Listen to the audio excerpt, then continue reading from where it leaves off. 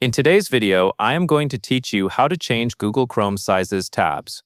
This is a simple way to make your tab bar feel less crowded, especially when you have many pages open at once. Instead of letting tabs get tighter and harder to read, you can place related tabs into a tab group. Then you can collapse that group so it takes up much less space and expand it again whenever you need. Start by opening Google Chrome. Once Chrome is open, look at the row of tabs across the top of the window. Find any tab that is already open. Now right-click directly on that tab. A menu will appear with several options. From that menu, select the option that says Add Tab to New Group. As soon as you choose it, Chrome will create a new tab group and show a small editor area for that group. Next, type a name for your group in the text box. Choose a name that helps you recognize what the tabs are for, like a project, topic, or task.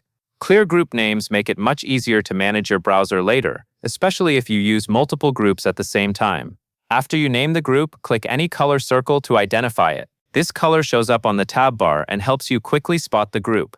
Pick any color you like. The main goal is visibility, so choose something that stands out from other groups you might create. Once you have entered the name and selected a color, press the Enter key on your keyboard. This confirms your changes and finalizes the group label on the tab bar. Now to change the effective size of your tabs, click the group name or click the colored circle next to it. When you do this, the tabs inside the group will collapse. You will see them shrink down into a single small label on the tab bar.